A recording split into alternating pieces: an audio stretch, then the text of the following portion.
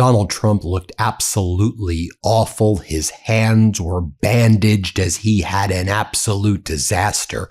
Moments ago in the Oval Office, he proclaimed that he did a deal with Iran. It's over, that J.D. Vance and others would go to Europe to sign a peace deal. He said he admits to market manipulation. The stock market loves it.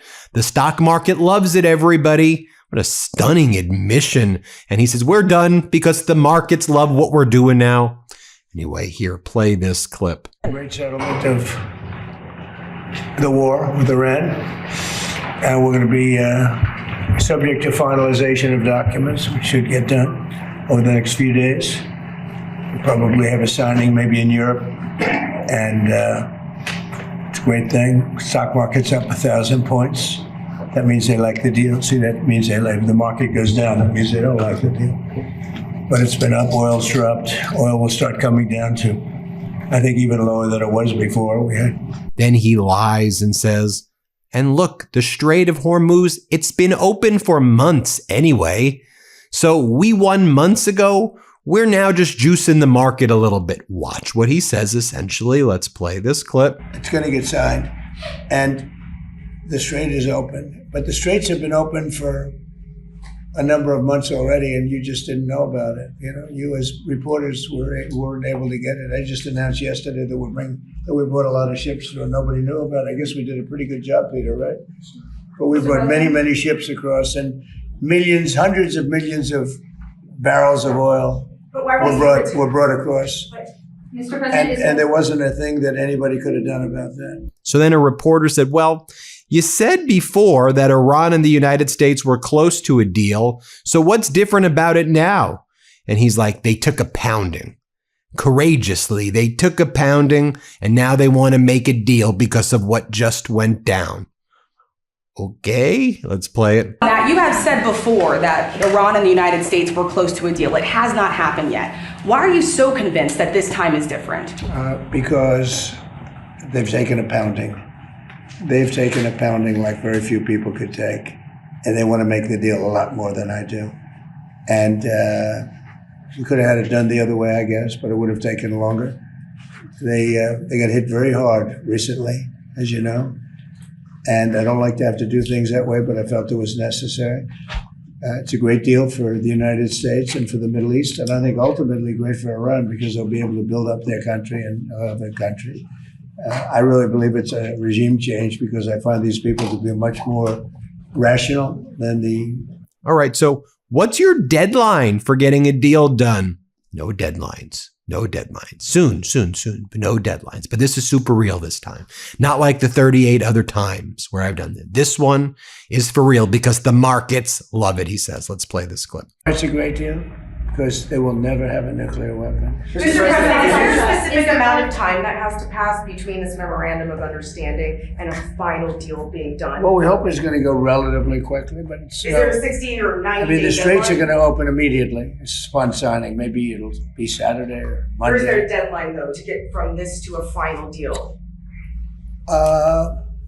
We think it's going to go pretty quickly. I don't want to say a deadline because if I say a deadline, you'll say, oh, he didn't meet the deadline. You know, this is like, it's not going to matter much because it's going to get signed.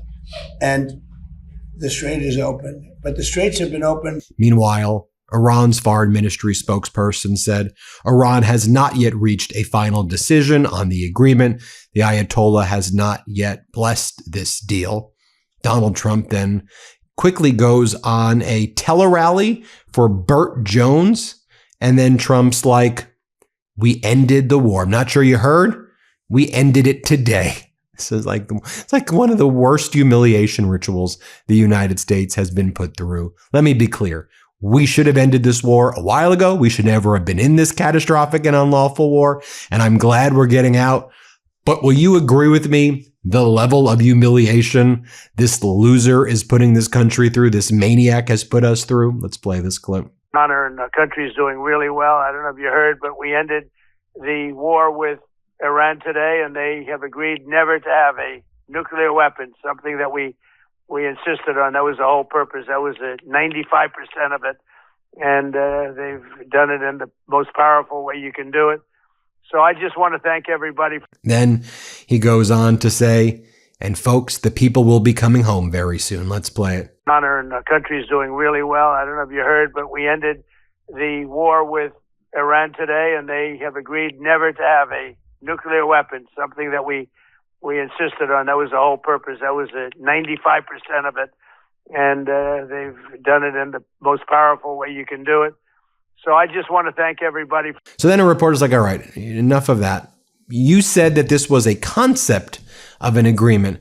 So is this a concept of a framework for a later negotiation? Or what are you even talking about?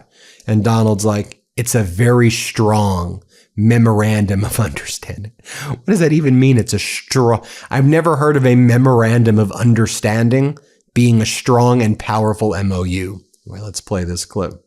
Iran will in no way, shape, or form have a nuclear weapon or purchase a nuclear weapon. But is this just a concept of that agreement when it comes to nuclear? You said this was just a concept of that agreement. So is this just essentially setting the stage for deeper talks on nuclear? It's a very strong memorandum of understanding. That is a little conceptual, but it's something that's going to get done. And if it doesn't get done for any reason, which I can't imagine that not happening, they want to sign it as much as I do or more. I would say they want to sign it more, maybe a lot more. But it's a very detailed memorandum of understanding, also agreed to by many other countries that have great influence over them, and everybody wants it done. So it's going to get done. And then Howard Lutnick, Donald Trump's bootlicker, goes, and guess what? Now that the war is over, we shall eat fish made by us. Okay, let's play it. This is a massive win for our fishermen, massive win for our waterfront communities who process it, all these processors. And in the end, we are going to eat fish caught by us. What a shock. Eating fish caught by us in our waters. And Trump's like, but I want to let you know, I turned off the lights in the strait and I got the ships. 25, 21, 21, 16, 14. Who remembers such numbers? These are numbers. 22, 17, 12. Hoot, hike. Okay, here, play this clip. We've been taking out ships, big ships, quietly at night. You guys didn't know that. Pretty cool, right? As a captain. He knows about more about ships than I do, but it's pretty cool. They turned off the lights. We bombed their radar and everything, so they couldn't see what was going on. And we took out some nights 25 ships, some nights 15. Last 4 or 5 nights we did 25, 22, 21, 26, 18, and 14. Who else would remember those numbers? Nobody. Then Donald Trump says, and guess why? A Republican got through to the final round of the primary in California. Steve Hilton got in because of me. They were rigging it and I caught them. And that's why there's a Republican who beat Tom Steyer, who's now going to be in the runoff with Javier Becerra. Let's play it. I did it a little while ago and opened it up to them. Twice I've done it now, Peter, right? Sure. Peter Navarro, the great Peter Navarro. And I did it twice.